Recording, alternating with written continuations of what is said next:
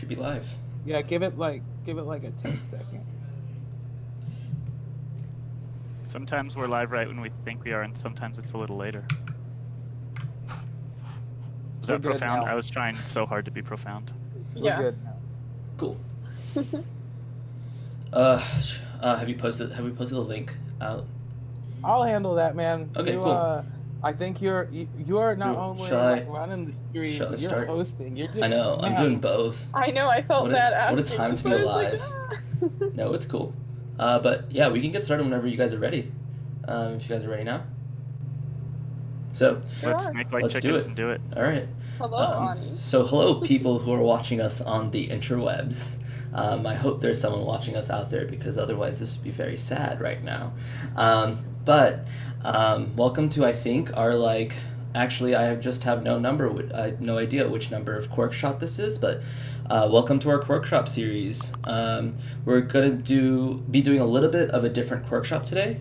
We're going to be doing a more design-oriented Quirkshop rather than discussing things that we have discussed before. And luckily today we have two Quonsite employees who are experts on a subject matter joining us. So Isabella, Tim, if you would like to introduce yourselves, that'd be perfect. And obviously we got Tony with us because the show really wouldn't run without Tony. So yeah, Isabella, Tim, take it away. Go ahead, Tim. Isabella, why don't you start? Oh, all right. I think the way that Ani meant it is that you're both supposed to introduce yourself at exactly the same time. Yeah. So ready? Tim, Isabella, 1, 2, 3. It's an asynchronous process, actually. So let's start our introduction this way. Is we both have a design mind, so both of us were thinking this is going to be perfect. I can just be quiet. The other person will listen to Tony, and then only one person will be speaking at once. And that's the first peek into the design psyche, is that we're not only thinking about what we're doing all the time, we're not only thinking about what we're building all the time, but we're thinking about how we're building it. And you'll probably hear me harp on this through this series a little bit, but the medium is most definitely the message, and you'll see that come through all the time. All right, I'm Tim.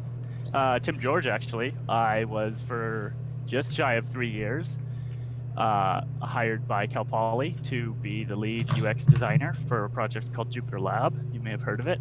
It's a next generation front end for Jupyter notebooks that hopefully solves a lot of problems that we've had with old Jupyter notebooks, and also provides a delightful experience for people. I think that's an aspirational description of it, but a lot of things we talked about today are going to be aspirational. So take it away, Isabella. I'm Isabella. I am a UX UI designer at Quonsite. I work on a few projects though, and one of those is Jupyter Lab. I used to work with Tim at Cal Poly too, so that's how we know each other. One of the reasons that this is also going to be fun, I think, is Tim and I won't probably agree on everything. So I think that's important to introduce. I think that makes a more interesting conversation. So it's super funny to hear him talk about all this stuff already. But yeah. Now I also work on Spider some, and then miscellaneous projects throughout, so I'm in a few different open source projects, and I like it that way, meeting all these different people doing amazing things. So yeah. Tony, should you introduce yourself? Well, I mean, first of all, I appreciate that you all consider the delight that we get in the software that we use, because I love Jupyter notebooks, and they are an absolute delight to me, and without them, I don't think I'd be able to communicate. So you know, I like being an end consumer of thoughtful design, and you know, I appreciate y'all's work. So I'm curious to just sort of hear what y'all are going to talk about. I don't want to introduce myself. That's fine. All right then. That's as my dad would say, good enough for government work. Ani, you're the host. Oh well, I guess I am. Am I? He already muted himself. That was like backseat hosting, Tim. Sorry, I muted myself. I forgot how many streams I'm running. Sorry. So hi guys, I'm Ani. I'm currently a software engineer at Quonsite. So I could bring, I guess, the developer perspective to things. But I'm also currently hosting and doing the AV for this, so please pardon me if I accidentally do mute myself. I've worked at Quonsite for a little bit over a year now, and I've had the pleasure of working with people like Tim and Isabella and Tony for that past year. And like Tony said, little shameless plug, I was a Jupyter Notebook user for years before I even joined Quantsite. So I'm quite familiar with the ecosystem, and it's one of the reasons I actually got through my degree. So funnily enough, the Jupyter ecosystem means a lot to us here. So I'm super excited for a discussion today, especially considering that it's kind of tangentially a design discussion, which we often don't seem to experience in kind of this industry.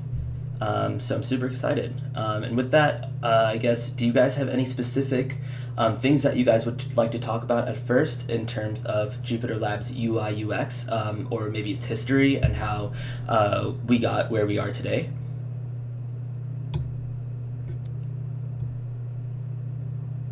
That's what's happening That's today? loaded. That wasn't our original plan. Oh, but we that can doesn't start have to off be our with original other plan. ones. That's Wow. where we were going. I mean, I think Min Yes. RK gave a good talk about that today at JupyterCon, actually. Good He went through plug. and like showed all the old interfaces and how we got here. It seems like it was a circuitous path. In that case, then, let's talk about the future. Breaking the circle. Sure. Yeah, if that works with you guys, that's fine. Good we- plug for a good JupyterCon talk. So Go with something memorable too, Tim. Like maybe Gosh. something memorable that's happened with that too. We've had a lot of weird Something stuff. memorable happening in Jupyter Lab design in the future.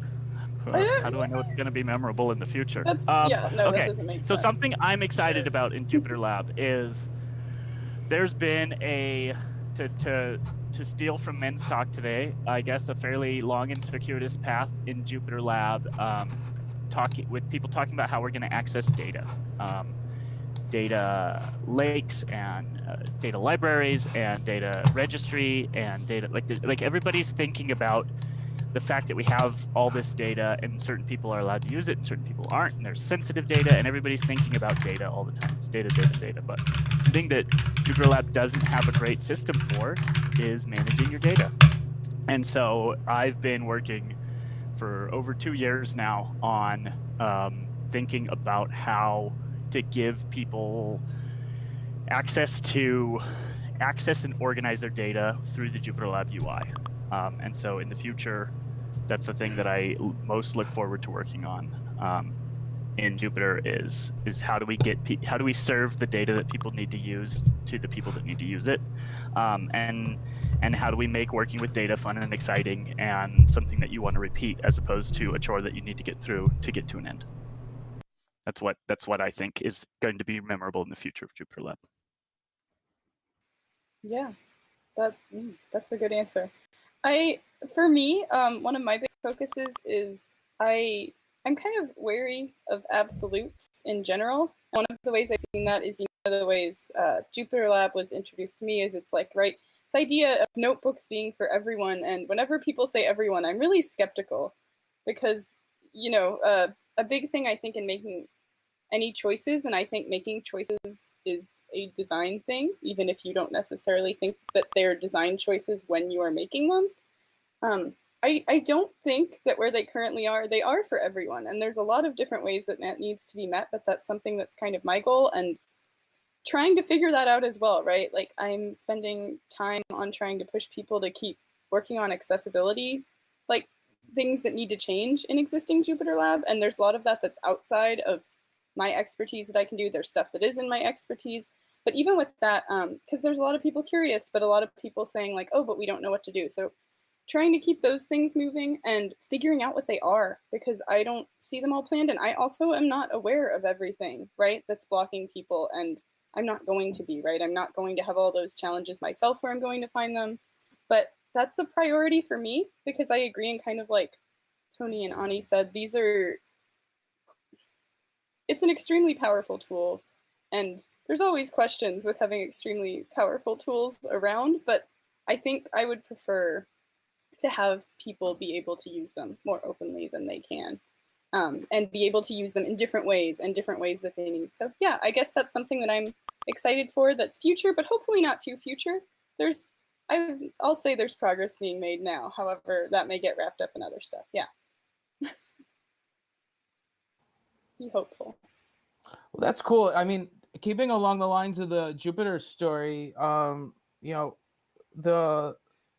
some of the early designs were accidental engineering things, right? Is Jupyter Lab seems like the first real time that we've been able to like work within a framework and be able to actually design for these things that you all desire.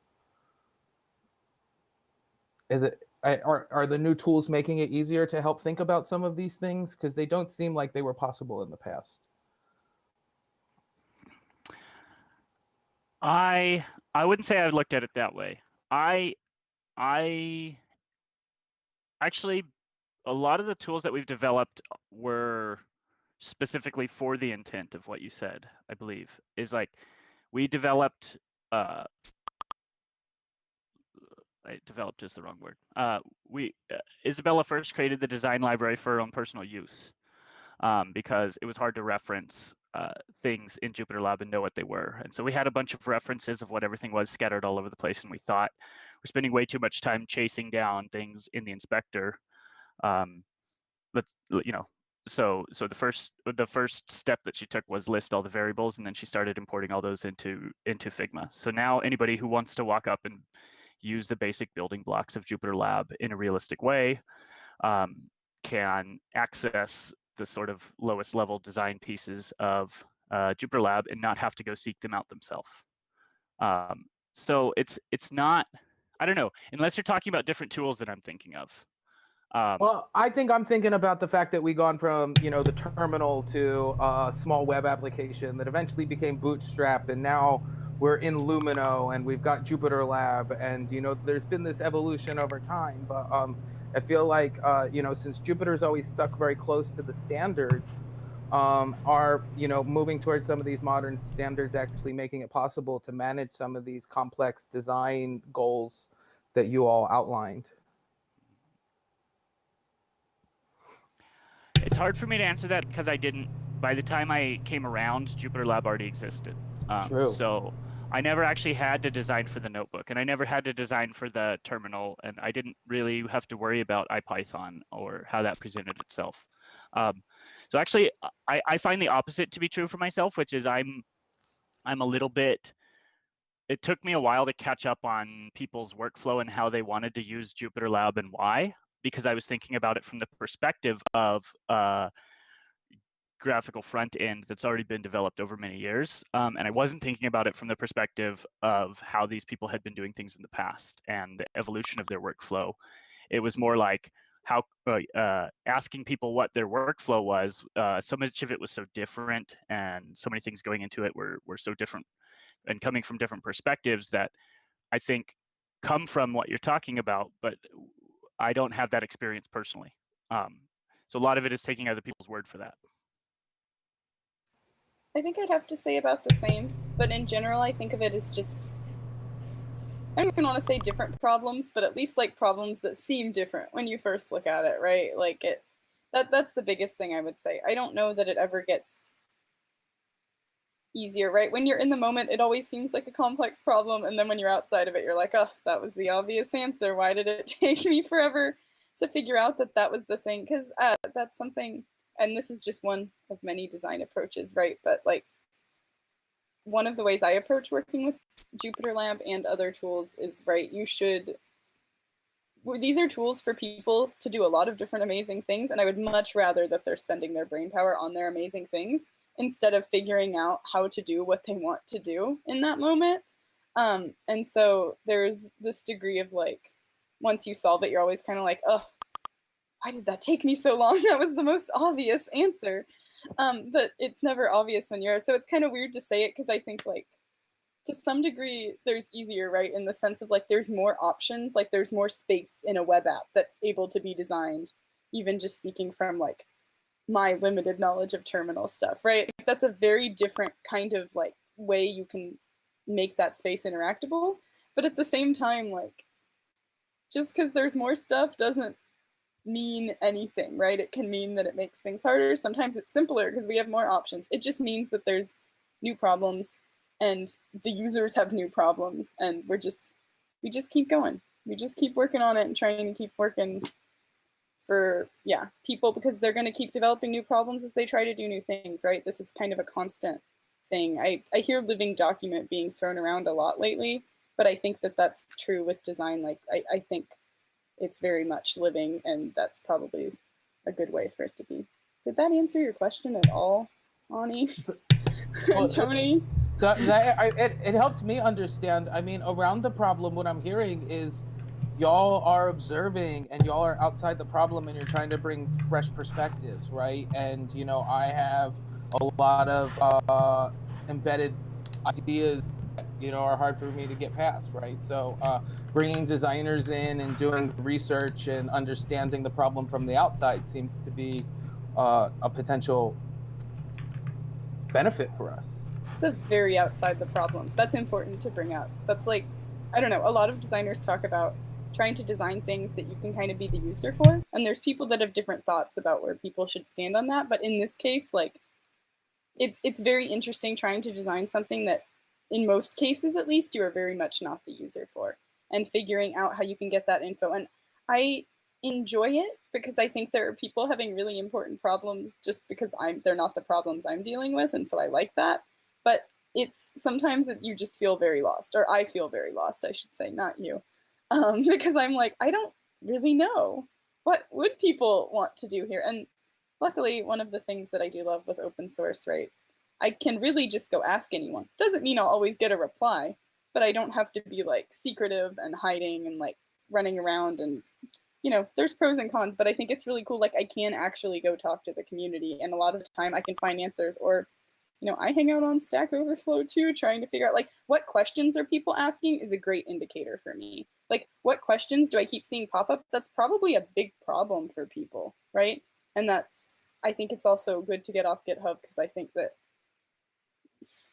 there's a lot of useful info there, but the people that are bothering to post there, like, there's so many degree of barriers, I think, to getting to that point of posting an issue on GitHub, that I like to go other places too and seek out other groups. And I know I've had this conversation with some other people, actually, like Juanita at Quonsite brings that up a lot, and I agree with that. So I didn't tell her I was going to mention names. Sorry, Juanita. Yeah. But That's design in awesome. open source is weird. Let's talk about that. But I'm really happy that you're reaching out to other communities outside GitHub. Yeah. Right? Because especially with a product like Jupyter, there's so many users that we haven't really gotten yet, right? And it doesn't make the design harder. It just makes the design more impactful. And at least you all have this the fact, and we're designing for humans in common. That at least that's a good enough overlap to trust the design. But what's weird about open source and design? Ooh. Okay. Can we back up? Can we back up before we go there? That's Yes. I Sure. think we need to talk about what design is before why. Okay, yeah. Let's start with this question. Like we're both kind of UX designers, and I hate jargony stuff.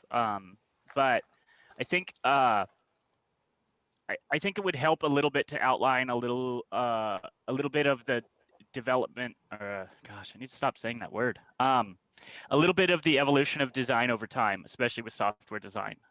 And one key piece that helps understand how design has changed over the years is this distinction comes up a lot between user experience and user interface design. And you'll see it a lot, like UI designer, UX designer, UI UX designer.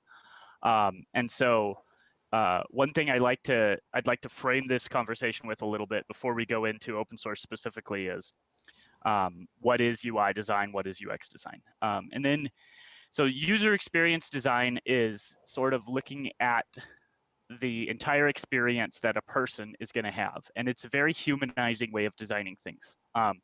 So we're trying to design for humans, by humans, I suppose. A lot of people are probably trying to design for humans by AI at this point. Another loaded term. But ultimately, the point of user experience design is to be very human-centered and think about things that we're trying to solve in the context of what are people trying to do and accomplish. And we use things like a jobs to be done framework, where we try to understand what the reason behind people wanting to accomplish certain tasks is, or what specific tasks are people asking the software to do for them or with them. And then user experience encompasses a lot of multidisciplinary things. You take a little bit from psychology, you take a little bit from art, you take a little bit from sort of traditional software design principles, you take a little bit from development understanding, and you put all these things together and you have this practice called user experience or human-centered design. User interface design specifically refers to designing the interface that somebody's going to use. And so user interface design is what ends up on the screen. And so there's a big distinction between what ends up on the screen and what's the experience the human is having around that. And so as a user experience designer, we try to incorporate what's going on with the whole human and the experience they're having, as opposed to just getting all the elements we need on the screen in the right place. And so the reason I wanted to talk about that before we talk about designing in open source is a lot of times we get a chance to apply principles of user experience to our UI design, but we are neither funded nor focused enough in open source, generally speaking, to actually provide full stack UX design. And that is, we often don't necessarily have access to the research, or we're called into the project after the feature is already mapped out. I think the most impactful things I've been able to do is basically completely turn or kill off a feature that was addressing a problem that wasn't as pertinent as the person building it thought. And so designing in open source looks a lot like being one small sliver of butter and trying to spread out over an entire loaf of toast. Like you've toasted the whole loaf of bread. Yeah, like you've toasted an entire loaf of bread and you have 1 knife of butter, and that's what you're trying to do. And if you're passionate about design and if you care about user experience and you want to be an advocate for the user, what that really means is you get to apply some sort of bootleg guerrilla UX tactics as you go through your UI design, and you never really get to dive in and understand the user. And that's not the only experience that I've had in open source design, but it's the most common. That story about the unbuttered toast really struck me. Like, I'm just imagining not having enough butter for my toast on my omelet, or not being able to eat my spaghetti with enough butter. So like basically we took this bread and then we toasted it. And then we said to you, after we toasted it, fix it. Yeah. Yes. That analogy was really way too good on accident. How are you supposed to really help us with the bread if we've already baked it at that point?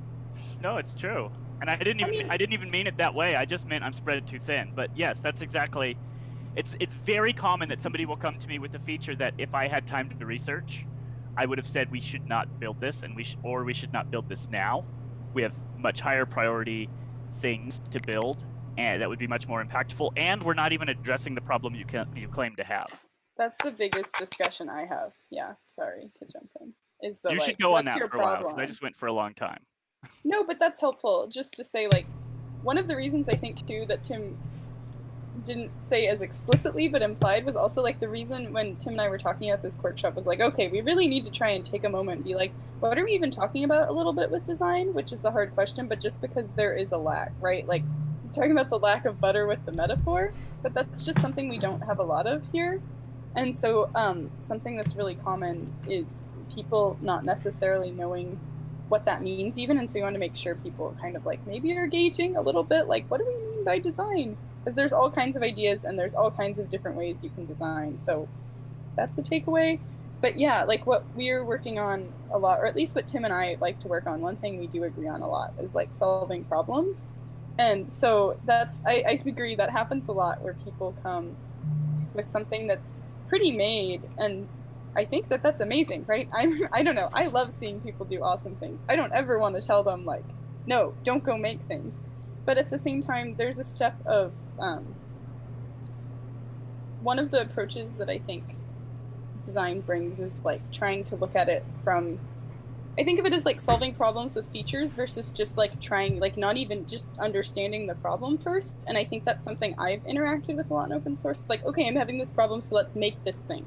And I don't know, I think that's great energy, and I don't want to dismiss that, because making things is really difficult. And it can be very hard to make people actually go and build things.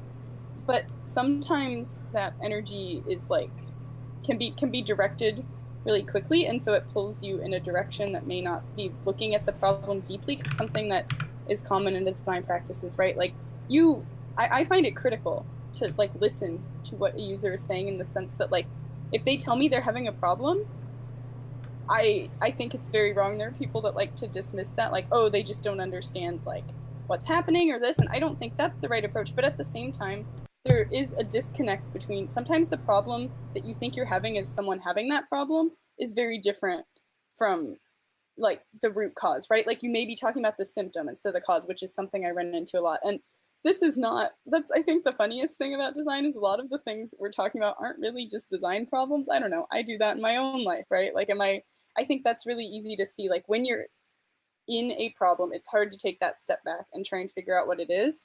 And so a lot of the times I think features do that, where it's like, okay, we're trying to solve this symptom, which means like this feature could be useful to some degree, but it's actually not going to kind of cause the corrections we need. So, and that's always really hard to say to people when they've built things too, right? I think it can be important to tell them like, hey, you know, I don't know if this is actually truly the problem you're having, or if this is like solving it, or can we dig into that more? A lot of the time I ask things questions, because I think that is a lot easier to swallow, and I would like to invite more conversation, because that's how we figure out these problems a lot of the time. But yeah, like there's this really common, I think, idea with design being very aesthetic focused, because I mean, historically, right, it has been for not, I don't want to mean historically like it has only been, but I mean like a lot of things that people are maybe familiar with, right? I get a lot, like people think of like posters when I try and talk to my family doesn't have any designers in it. They were like, oh, you're going to design posters for the rest of your life. And I was like, no. And they were like, logos. We've learned about brands now. We understand what brands are. And so now we think that's what you're doing. Like you're doing just marketing. And I was like, no. I mean, sometimes, but not, right? Like, and so I think that's also something that plays into this problem, is because it's unfamiliar, and the little bit that people know is kind of like this idea that like, oh, these people, I'm going to make something and these people are going to make what I made look nicer, is totally can be a part of the process, but it's sometimes not the most helpful part. But figuring out how to talk to people about that in this space can be hard, because where do you start, right? I think I love being in a place that lacks that, but it's hard sometimes to, how do you have those conversations? I don't know, I'm talking too much, go on. You're not talking too much. At some point in life, I was a scientist. And you know, the way we started all of that stuff was we did design of experiments, right? Like nobody goes into the laboratory and just starts mixing crap together and it's like, hi, science today, right? Actually, Tony, I'm just kidding. I'm just kidding. I was gonna say. Okay, cool. And then like the other thing too is like this, we call this software architecture. No architect is just like, here's a crumpled piece of paper, make me a building, right? And it's like, we do design all the time. But like, it seems from the perspective of the user experience, something's a little bit different, right?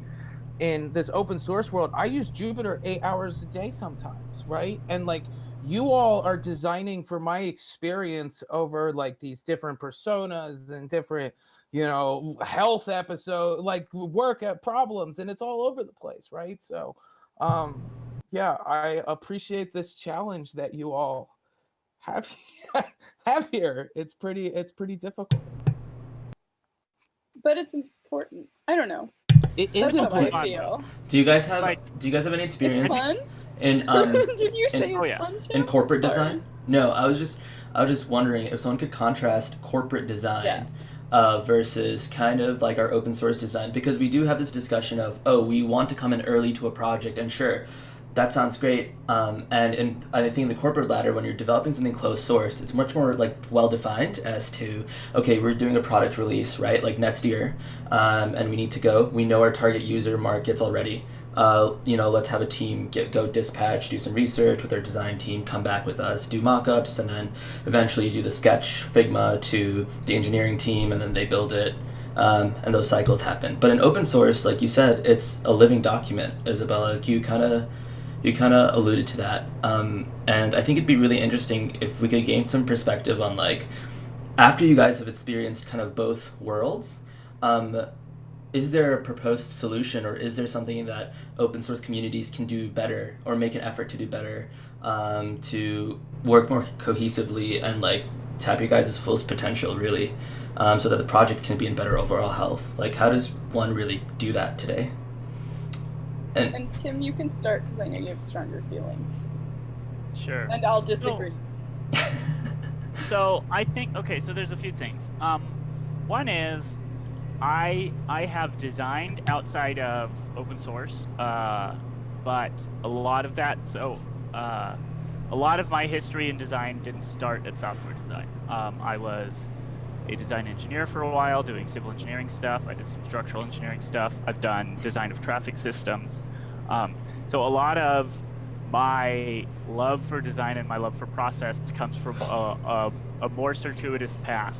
But one thing that industry-based design always had for me was a clear goal and a clear set of stakeholders, and a bottom line.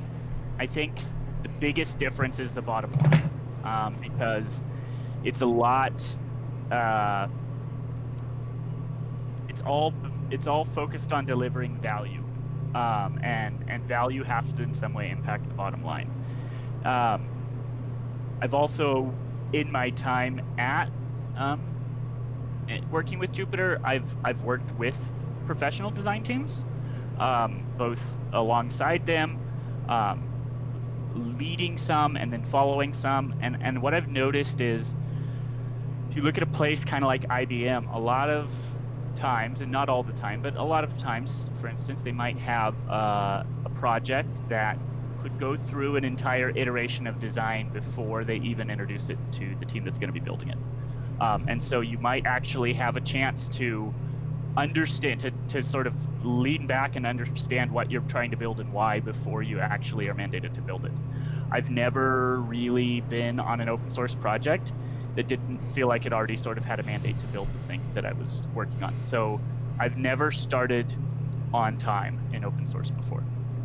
And that affects what I can do, because a lot of early building and test, not building, but a lot of early mocking up and testing and iterating on that is for the purpose of invalidating design. And a lot of the things that I'm asked to work on in open source, I would actually probably just invalidate and never work on. And so, like, knowing what direction not to go can be as valuable as knowing what direction to go if you don't know where to go yet. Because sometimes knowing where to go is a precursor to knowing where not to go, and it turns out it was the same way. You just know a little bit more now and know that that was a bad idea, or not the best idea, or based on a flawed understanding of the problem. And so I often feel like, it goes back to the sort of butter and bread analogy. I often feel like I'm treated like butter when what I really am is a person who could help you select the right flour. Like, to just destroy that analogy and make it not cool anymore. So like if you, it's like if what our user really wanted was rye toast, and you came up and you're like, hey man, can you make this muffin into rye toast? Right? I'd be like, maybe I could make this muffin significantly more like rye toast than it is right now. But no, I probably can't make your muffin into rye toast. But at the same time, like, I'm not coming in to tell people what to do or how to run their software project or anything like that. So at the same time, it's like anything I can do to move the needle more in the more positive direction is helpful. And so I'm happy to do that. But I think that people in industry probably think there's a lot of advantages to open source, and people in open source probably think there's a lot of advantages to industry. And I could very easily see myself in a position at a corporate job where I'm just like, man, like the stuff I'm working on is just cranking some corporate machine, and really capitalizing on a market that shouldn't exist, and just trying to take advantage of people who aren't aware that there's way better out there. And I could easily see like myself getting into a lot of negative self-talk about anything. And so I don't think that open source is in any way worse. I just think that I'm more aware of the holes. So comparing it to industry work, I think one thing that industry often has is a lot of money to throw at a problem, and a sort of backlog of positive experiences with a more complete design process. And I think the way you get those is by being out of your element for a long time and doing good work. And the reason that exists in industry is because people did in industry what we're doing in open source right now. And so it's always uncomfortable to be a little bit of a pioneer, but I think somebody has to be a pioneer, or else it won't be comfortable for somebody else later. And so it's a good place to be in. It's a fun place to be in. I think really, really difficult problems are fun. I'm a designer because I think really difficult problems are fun. If I didn't think really difficult problems were fun, my job title would be graphic designer, because I would just make things look good. Don't start throwing people under the bus. Oh, We're being nice. No, but like I think there's okay, so there's very difficult problems in graphic design. Don't get me wrong, but what I often have somebody ask me, when they ask for design, that's what they want, is they want graphic design. Like Right. The very first thing that anybody who says they're a designer will get when they walk into any open source repo is, will you make a logo for us? And that is marketing, branding, and graphic design. That is actually not really user experience design. You can apply elements of user experience design to it, yes, but okay. Isabella looks like she wants to disagree, but she's not quite ready yet. No, I'm not. Well, I just want to. I need to thank Tim for the logo he made me that one time. Hey, me too. I don't know why you're doing so divisive. I mean, people do all kinds of work, but yeah. No, but I think it's usually the first thing that's asked for. It is. Because people think, well, like what I mean is, when I say design, people think he makes things that look pretty.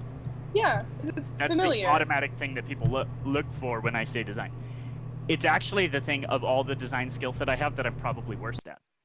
I'm not a great visual designer. I'm not a great graphic designer. Please don't ask me to make a good invitation or picture for you. You will be really sad. Unless I just happen to hit your niche on the first try, it's just not going to turn out good. Like, because I haven't honed the skill set of layering things on top of each other and organizing them in a way that's very aesthetic. The skill set I have honed is having a lot of disparate information on the screen and identifying which pieces you need at what time and how it would be easier to access. Very different skill set than being able to just have an eye for what will look good immediately. Interesting. No, that's really good, Tim. And I think Tim definitely we have different kinds of industry experience, to tie back to Ani's stuff. I think most of my experience doing UX UI stuff has either been in weird projects or open source. So I can't really speak for like I don't know. I'm trying to think of like the really formal mainstream UX UI processes I read about whenever I'm looking for help and no one can help me because I'm in a weird place. And I'm always like, help, how do I solve like this weird, like how do I have this conversation to figure out how to solve this problem? And everything's like, well, talk to your product manager. But I'm like, I don't have one. I have to figure that out. But anyway, I would say like, I don't know, it's interesting. It's interesting to see, like, I do agree with the resources thing, right? Because there is a degree of like, no matter how ambitious, right, I am, that there's actually only so much I can do. And that is reflected in that, like, I can't actually catch, and I can't solve all these problems with everyone. I mean, that's something where they're totally right to build features before I get there. Like, I don't actually have the time to sit with everyone who is solving problems and be like, okay, let's dig into the problem. Just because there's too many, and that's awesome that anyone is trying to do things, but so that's kind of beyond the scope of a person. And I know Tony and I have talked about automation to some degree with that, and that's like something that sits in the back of my mind and I don't have answers to yet, but thinking about, right, like, is there a way to like extend that ability? I think some of it's just getting people more aware, because I know from teams I've worked with long term, with like a smaller group especially, like I've noticed this with Spider some, like they've heard me ask them a lot of the same questions every time they do something, where I catch them asking those questions of themselves now sometimes, right? And that's awesome. I think that's kind of the goal, right? I really like teaching people things. That's why I like to do these quirkshops, as much as something like this is really more discussion than like demo based like the other ones. But I think, I don't know, I like to do that stuff. So it's really cool to see. And I think that that's helpful, getting more people to think, because I also mentioned earlier, I think choices in general are design, and there are people making choices all over the place that probably would not call themselves designers. And I don't want to play the gatekeeping of the title of design for this, but like, that's definitely a design practice, no matter how you want to, I think, identify yourself there. And so starting to just think about things from different perspectives. I mean, asking why seems obvious, but like I would say that's a huge part of my job.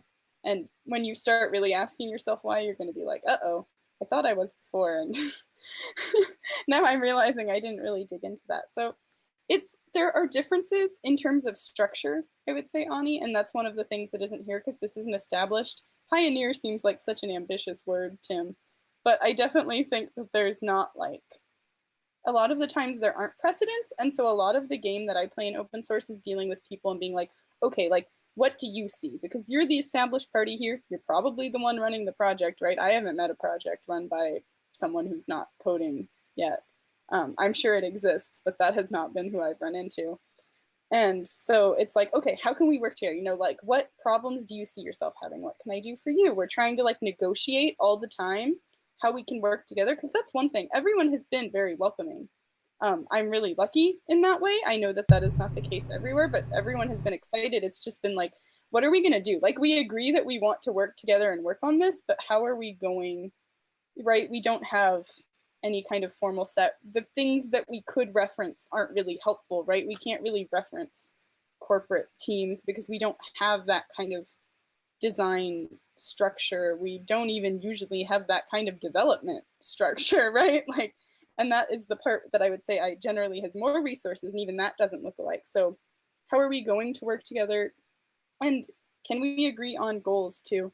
I think goal setting, from my understanding, is hard outside of even design side in open source, but that's something that I also think is a big deal. Tim was talking about that in terms of bottom line value, but I just think overall, if I'm saying design is choices, if I have no references to make those choices from, that can be really hard, because we can kind of do anything. And sometimes I do get myself stuck in that set of like, okay, like, we're having this problem and we can solve it in 100 different ways, and we really could here, right? Like in an industry setting, there's usually something that's like, okay, we're building this because we want to serve these people in this way, right? Or like, our goal as a project is to help with this thing. And it's kind of narrowing that down helps you narrow down decisions.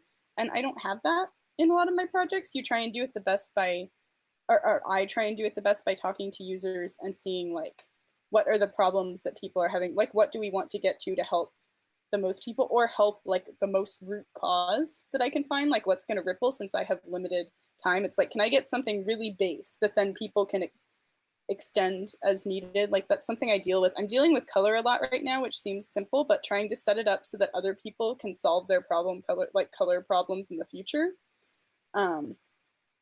is very different than like just being like, oh, do this color, one off, which is the problem we're already having, right? Like, having a designer say that is not helping any more than having a developer say, oh, just use this red here, just use this green here.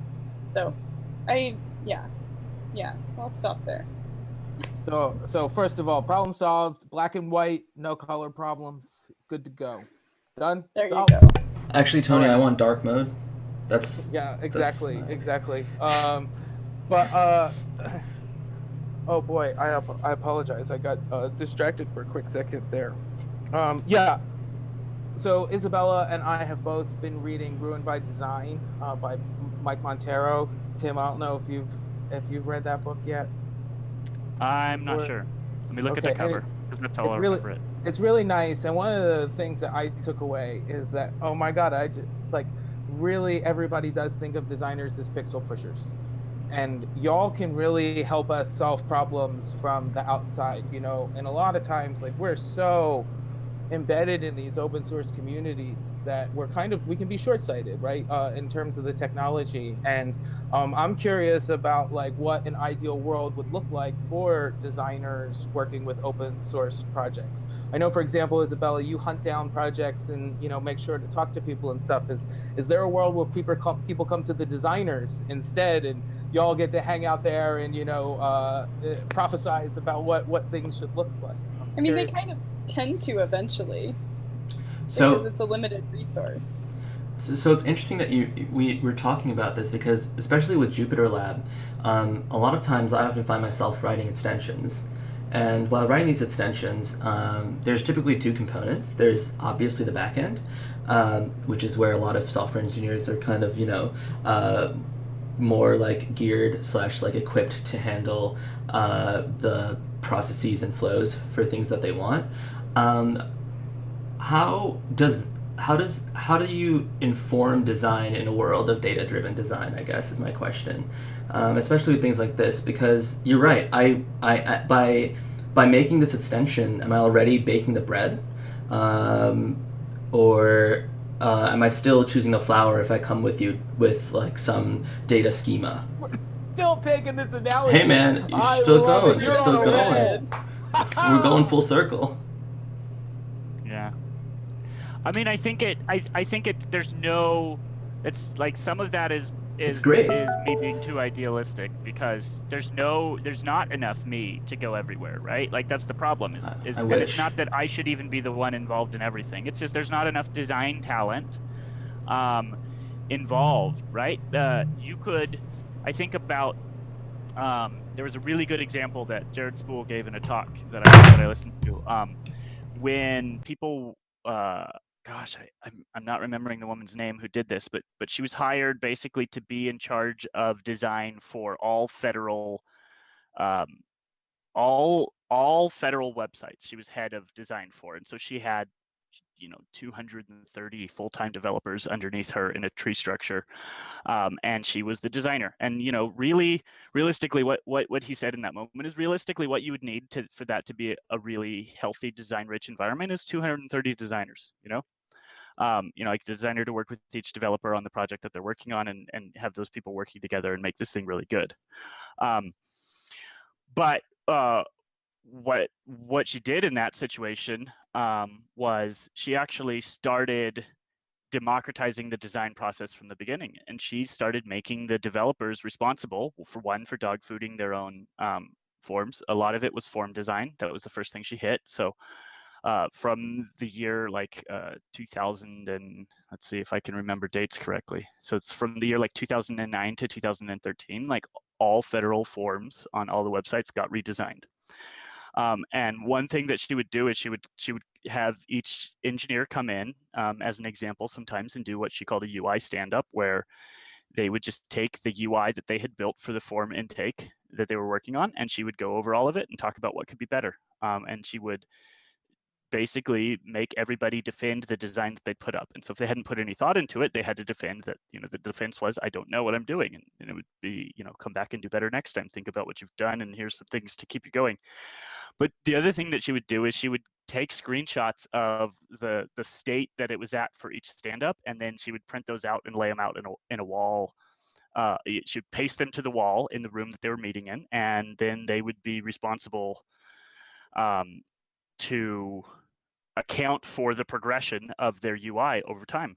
And once people started seeing the printed out versions of other people's design being better than theirs, and it's the person working with the same skill set as them at the same level, people started to get a little bit competitive about it and wanting to get their design featured in the UI design stand-up.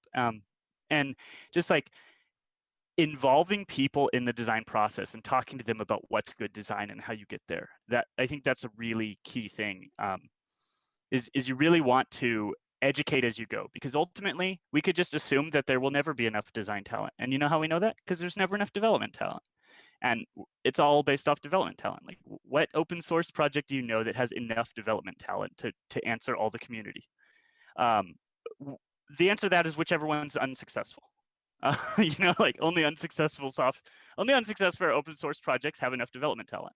And it's because the virtue, by nature of being successful, you're not going to have enough, because that's the idea, is like more people, you'll be able to impact more people than yourself. And so I think just learning and like, here's the questions we want to ask, and thinking about just getting people to think about what type of text should go in this type of box. That's a step in the right direction, because for a long time that wasn't thought about. For a lot of time, we just specified whatever text to put wherever we wanted, and we had a hodgepodge of whatever was all over the screen. Or what icon should I use for this? If somebody's asking what icon should I use for this, you're at a significantly better place than you could be, because they're asking the right questions. And so teaching people to ask the right questions has paid dividends for me.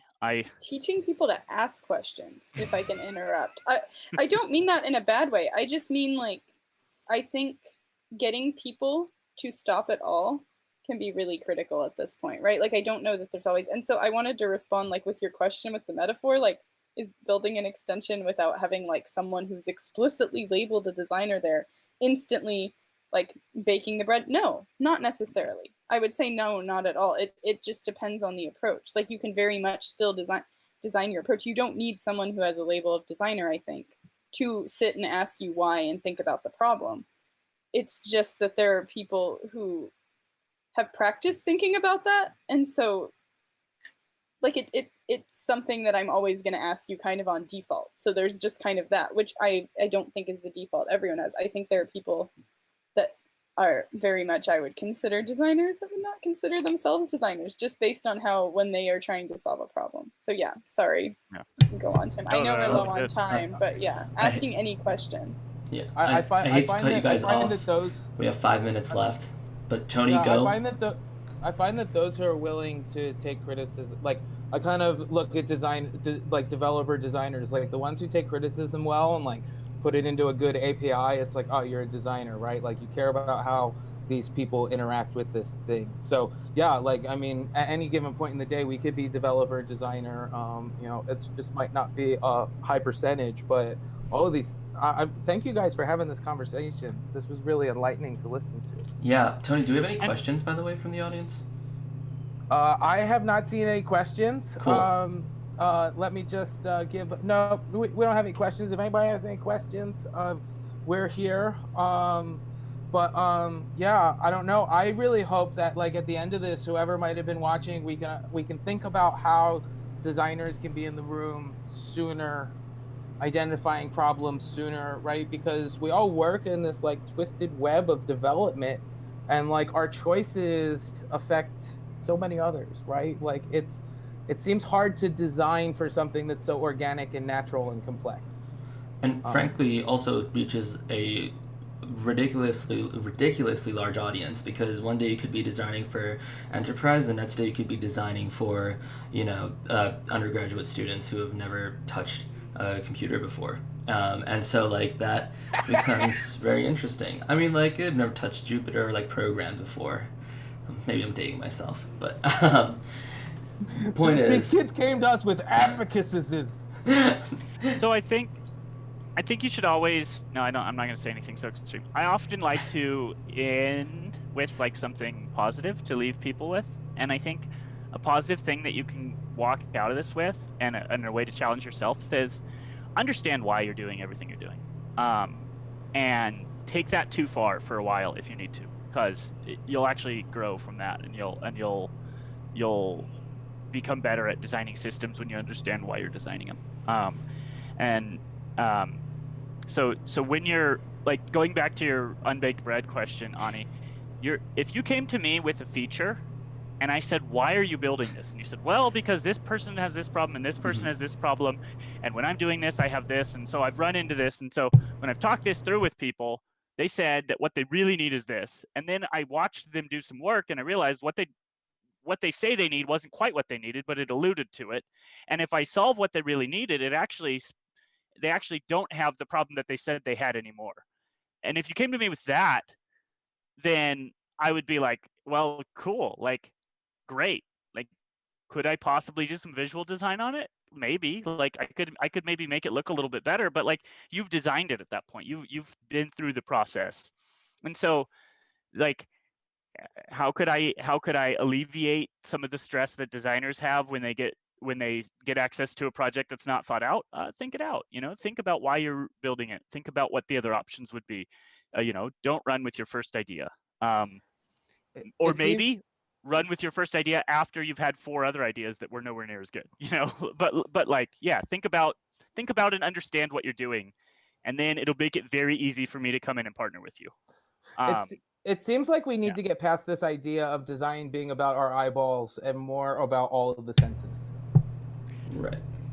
I'm gonna look this up because I don't want to mess up the quote, but Steve Jobs has an excellent. I was gonna say the only people I think that got UI UX right were Apple, but yeah. And we never talked about any Marshall McLuhan. I'm so bummed. I like this. The quote is we'll get there.